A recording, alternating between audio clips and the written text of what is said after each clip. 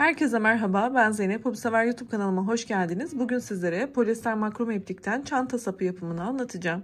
Tabi sizler bunu farklı ipliklerle de yaparak kendi çantalarınıza uyarlayabilirsiniz.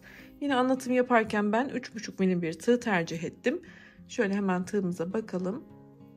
Bismillah diyelim ve başlayalım.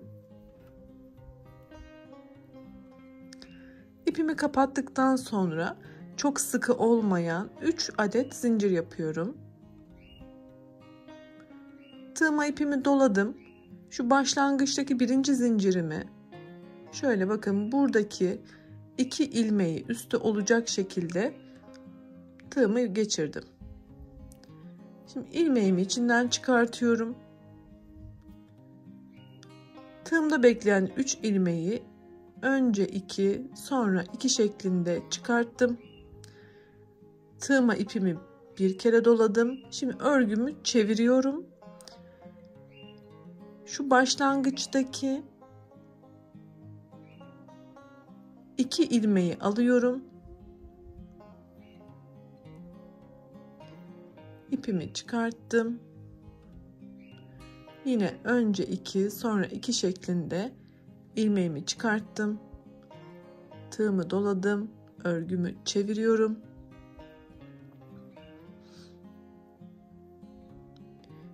Bakın şurada uzunca bir ilmeğim var. Bir de şurada ilmeğim var. İlmeğimi çıkarttım.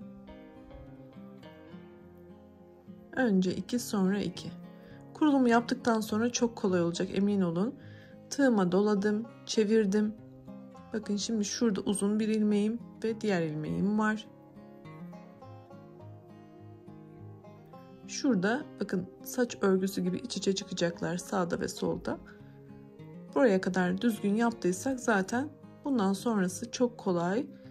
Aynı işlemleri tekrar ediyoruz. Bakın şu uzun ilmeğimiz ve diğer ilmeği alıyoruz.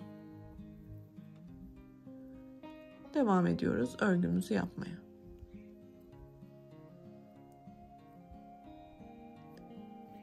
Biraz daha örerek sizlere göstereceğim arkadaşlar. Aslında model kuruldu ve ilerlemeye başladı bile. Bakın. Tığımı doluyorum, çeviriyorum. Zaten batacağım yer şuradan belli oluyor artık.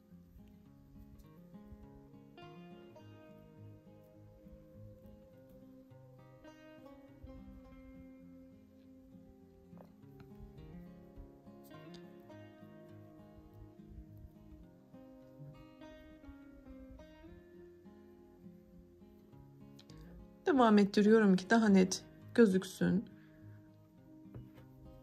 Zaten anlaşılıyor artık. Kurulumu yaptık.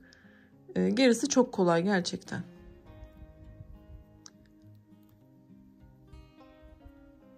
Bakın sadece çeviriyorum ve bu ilmekleri almaya devam ediyorum.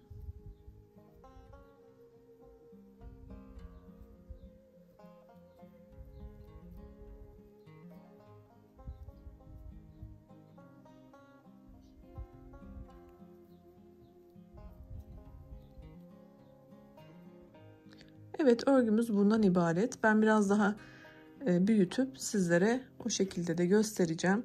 Modeli daha iyi görmeniz için. Şöyle kenarları çok güzel oldu gerçekten. Orta kısmında da şöyle yatay yatay çizgilerimiz var, kesik kesik. Şimdi biraz daha yapıp geliyorum. Ben örgümü biraz daha devam ettirdim. Şöyle sizlere göstermek istiyorum. Bakın arkadaşlar, çok güzel oldu gerçekten. Çok da hızlı ilerliyor. İnanılmaz kolay. Şöyle arkası önü aynı şekilde. Her iki tarafı da kullanıma uygun. Ben çok beğendim açıkçası. Bir tane de şöyle farklı bir renkle sizlere çalıştım. Onu da göstereyim. Bakın. Gerçekten çok hoş ve güzel bir çalışma oldu. Umarım beğenmişsinizdir. Beni izlediğiniz için çok teşekkür ediyorum. Yeni videolarda görüşmek ümidiyle. Sağlıkla kalın. Hoşça kalın.